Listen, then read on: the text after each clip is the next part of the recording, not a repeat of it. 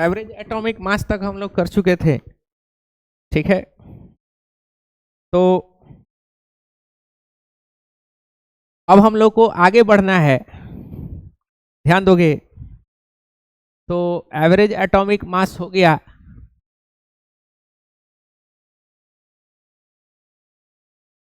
ध्यान दीजिएगा। अब हम लोग को पढ़ना है लॉ ऑफ केमिकल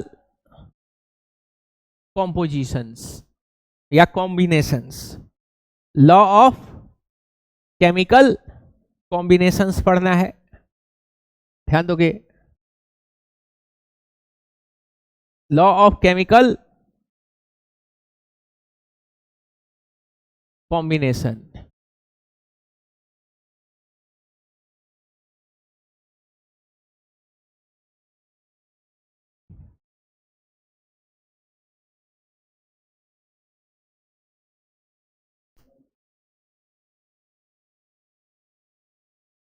ध्यान दीजिएगा। तो अलग अलग टाइप का लॉ ऑफ केमिकल कॉम्बिनेशंस है, ठंडा लगे।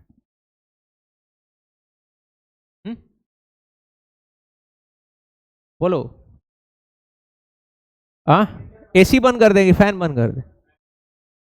हाँ, उसको चलने देते हैं, फैन बंद कर देते हैं, ठीक है। कौन सा है फैन? हुआ बंद?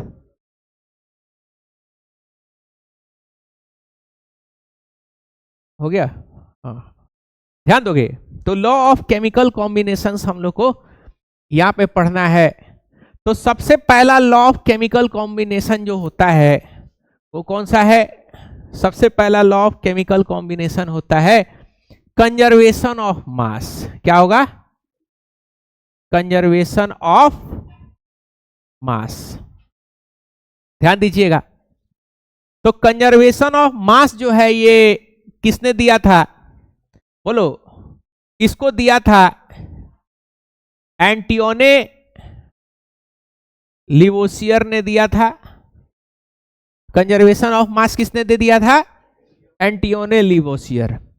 तो कंजर्वेशन ऑफ मास क्या कहता है, इसको जरा सा समझिएगा, ध्यान दोगे।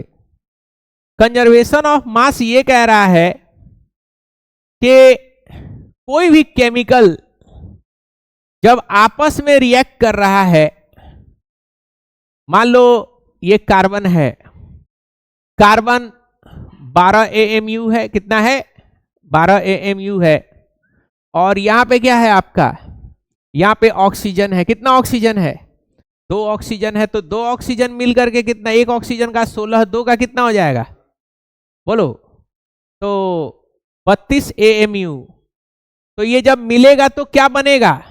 बोलो। ये बनता है कार्बन डाइऑक्साइड। क्या बनता है? Carbon dioxide. इस साइड वाले को हम लोग क्या बोलते हैं? रिएक्टेंट बोलते हैं। और ये जब बन जाता है तो इसको हम लोग क्या बोलते हैं? इसको प्रोडक्ट बोलते हैं। तो बोल रहा है कि कभी भी रिएक्टेंट का जो मास होता है वो प्रोडक्ट के मास के क्या होगा? प्रोडक्ट के मास के इक्वल होगा। जैसे यहां पे क्या है? Carbon dioxide. तो कार्बन है और 2 क्या है? ऑक्सीजन है। तो यहां पे देखो,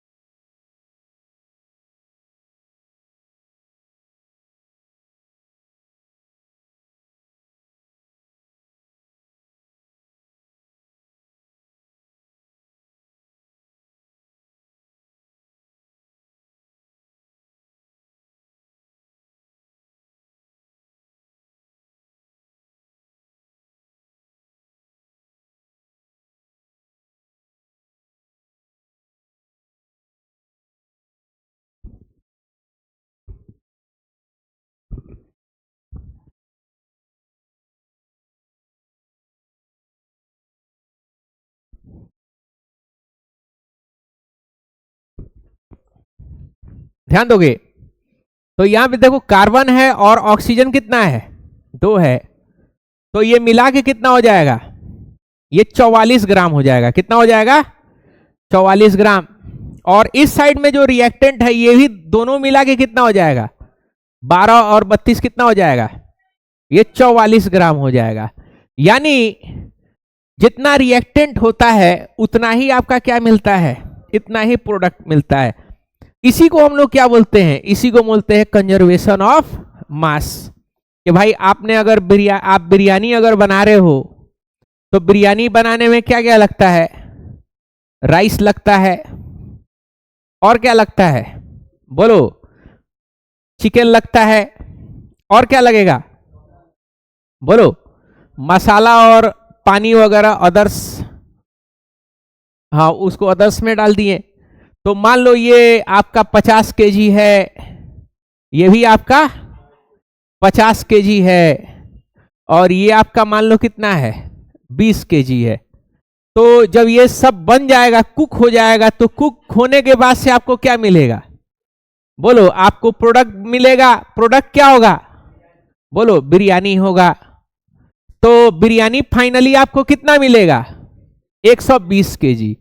यानी जितना आप रिएक्टेंट रखोगे, जितना आप रिएक्टेंट रखोगे उतना ही आपको क्या मिलेगा, बोलो, उतना ही आपको क्या मिलेगा, बोलो, प्रोडक्ट मिलेगा।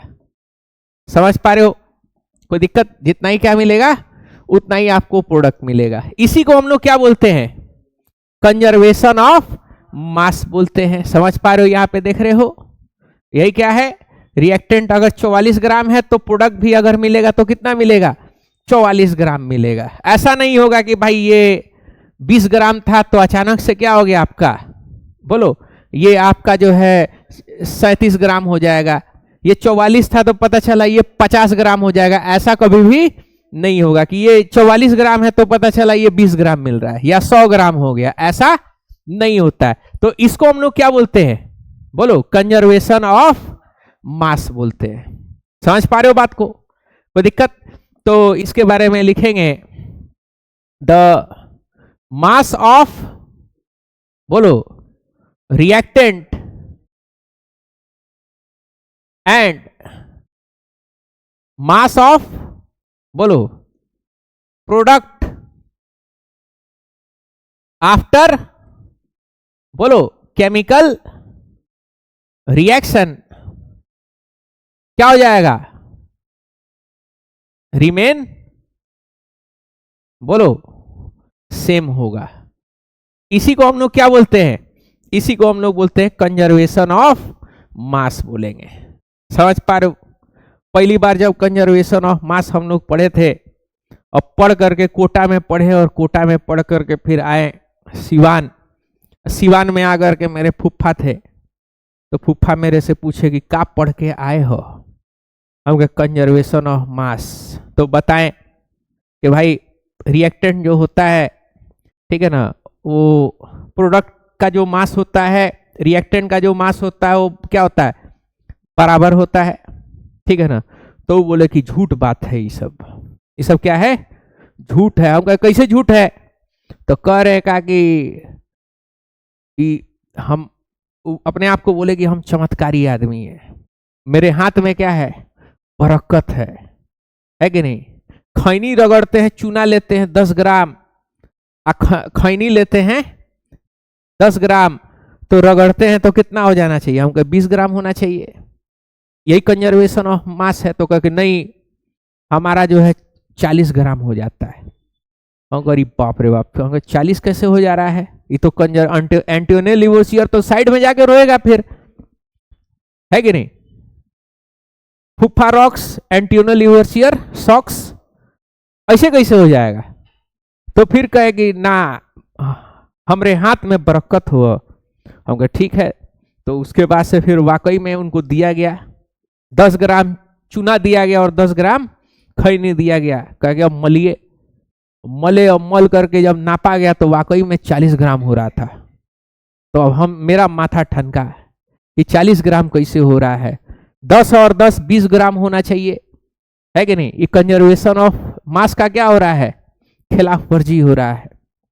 फिर नासा से साइंटिस्ट आया चेक करने के लिए कि क्या है।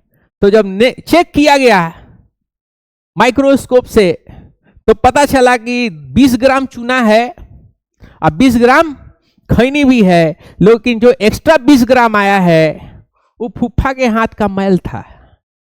वही मैलवा क्या हो जा रहा था, मिल जा रहा था। तो कंजर्वेशन ऑफ मास जो है फॉल्स हो जा रहा था। समझ पा रहे हो बात को? ये चीज है। कोई दिक्कत यहां पे? बोलो, आगे बढ़ते हैं हम लोग, ध्यान दोगे। अगला है, नेक्स्ट लॉ है लॉ ऑफ केमिकल कॉम्पोजिशन।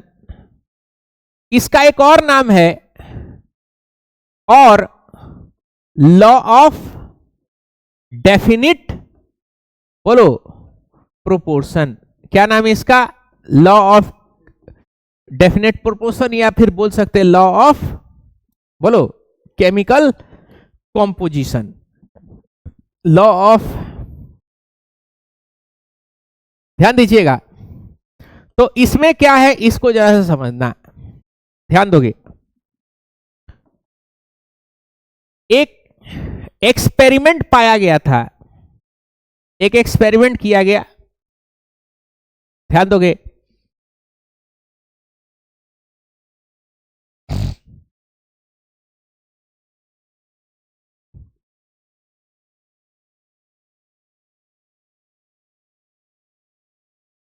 ध्यान दीजिएगा। Law of conservation of mass, law of fix proportion या डेफिनेट प्रोपोर्शन। साइंटिस्ट का क्या नाम था?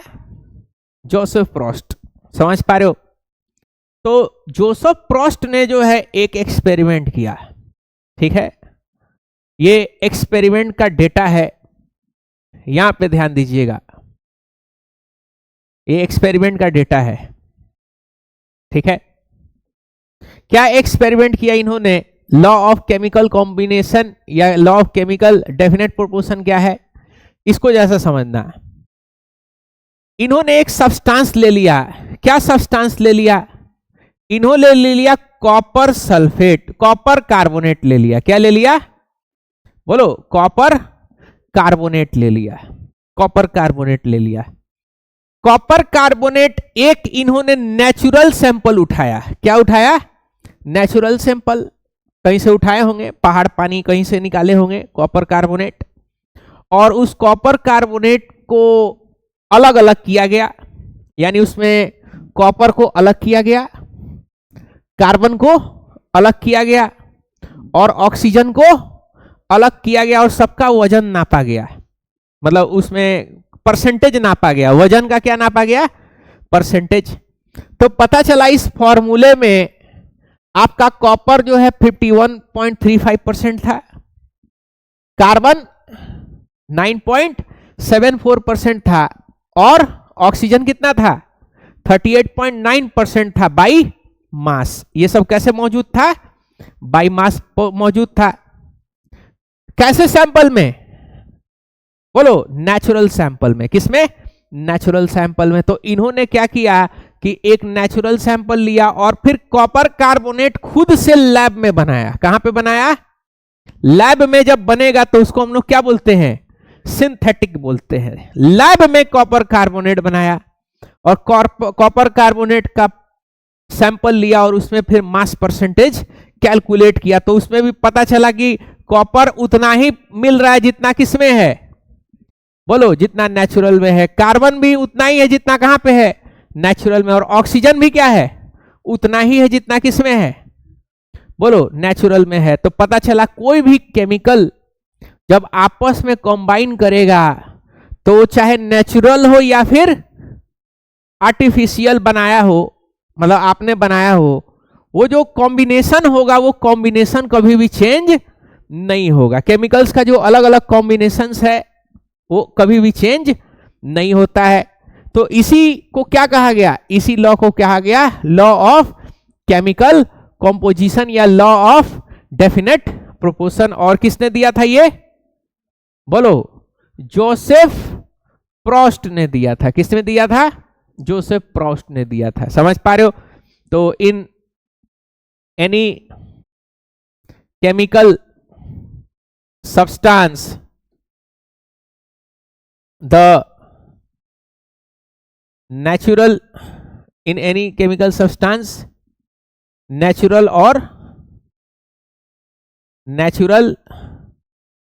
or synthetic the chemicals have fixed mass percentage in a sample। कोई दिक्कत? इसी को हम लोग क्या कहेंगे? बोलो, इसी को हम लोग कहेंगे लॉ ऑफ केमिकल कंपोजिशन। कोई दिक्कत यहां पे? अगला है, यानी तीसरा नंबर जो लॉ है उसको समझिएगा। तीसरे नंबर लॉ को हम लोग बोलते हैं लॉ ऑफ मल्टीपल प्रोपोर्शन। क्या है? Law of multiple proportion.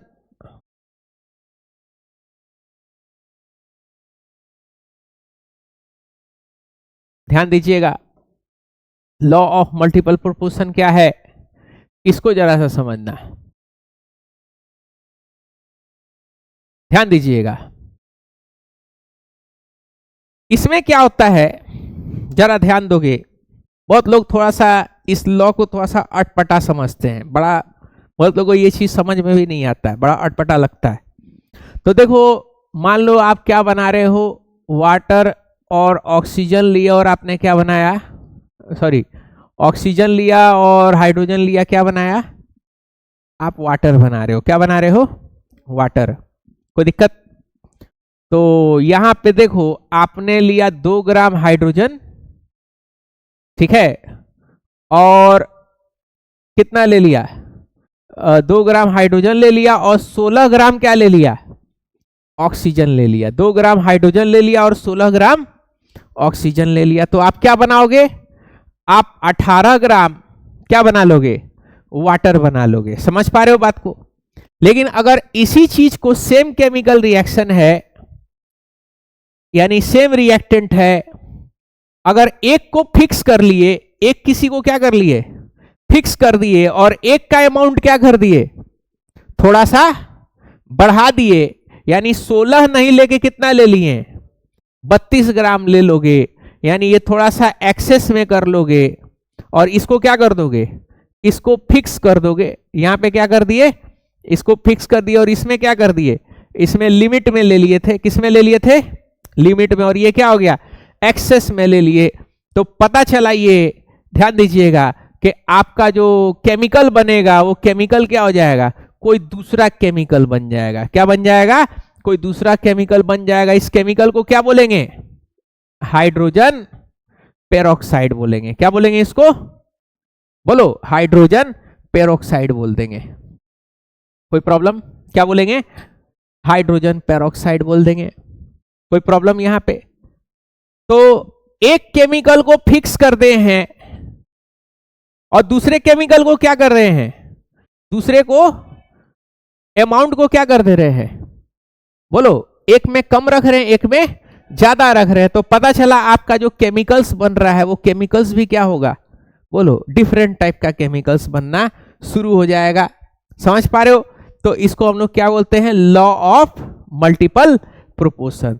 तो देखो, पहले में देखो ये फिक्स किए हो, और इसमें क्या किए हो आपने? ऑक्सीजन के अमाउंट को देखो, इसमें कितना रखे थे? 16 रखे थे, और इसमें कितना है? 32 है। यानी ये रेशियो कितना हो गया? 1:2 किए। यानी अगर 1 रख रहे हो तो दूसरा कोई कंपाउंड बनेगा, और उसका डबल कर दोगे तो क्या हो जाएगा? बोलो, कुछ दूसरा बन जाएगा। समझ पा रहे हो बात को? इसी लॉ को हम लोग क्या बोलते हैं? बोलो, लॉ ऑफ मल्टीपल प्रोपोर्शन बोलेंगे। कोई दिक्कत?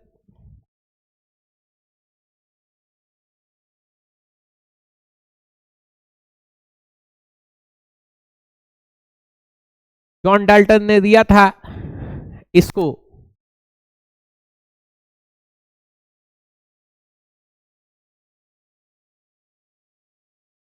इसको आपको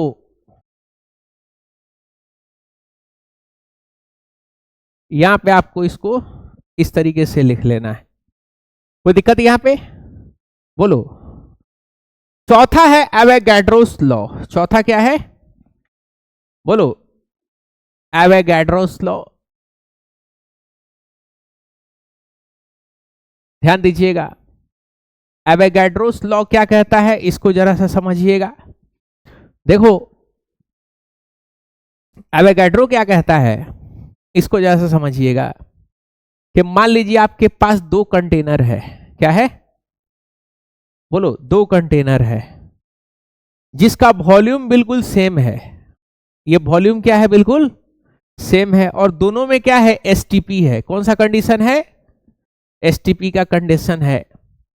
तो इन दोनों वॉल्यूम के अंदर में कोई सा भी आप गैस डाल दो, कोई सा भी गैस क्या कर दो, इसके अंदर में डाल दो। ठीक है, कोई सा भी गैस इसके अंदर में डाल दो, तो सेम कंडीशन और सेम वॉल्यूम में कोई सा भी गैस इसके अंदर में आप डाल दो, उस गैस का जो नंबर होगा वो क्या हो जाएगा? बोलो। नंबर जो है बिल्कुल सेम रहेगा। क्या रहेगा? नंबर क्या रहेगा? नंबर बिल्कुल सेम रहेगा। कोई दिक्कत यहां पे? यानी इन दोनों में नंबर ऑफ मॉलिक्यूल्स जो होगा, ठीक है ना, number of molecules will be same. तो इसी को हम लोग क्या बोलते हैं? इसी को एवोगैड्रोस लॉ बोलेंगे। मतलब अगर मान लो इसमें 100 ऑक्सीजन होगा तो इसमें भी क्या होगा? 100 नाइट्रोजन होगा। इसमें 100 ऑक्सीजन होगा तो इसमें क्या होगा? 100 नाइट्रोजन होगा। समझ पा रहे हो? इसी को हम लोग क्या बोलते हैं? बोलो। एवोगैड्रोस लॉ बोलेंगे। कोई दिक्कत यहां पे समझने में? कोई प्रॉब्लम? बोलिए। ठीक है, तो इसके बारे में हम लोग यहां पे लिखेंगे।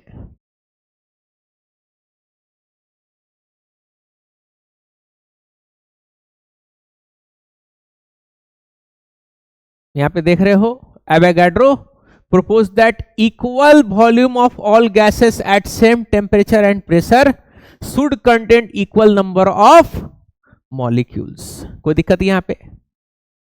बोलो। तो इसी को हम लोग क्या बोलते हैं? Avogadro's law. और ये किसने दिया था? बोलो। एवोगैड्रो ने दिया था। कोई प्रॉब्लम? बोलो। तो ये क्या हो गया हमारा?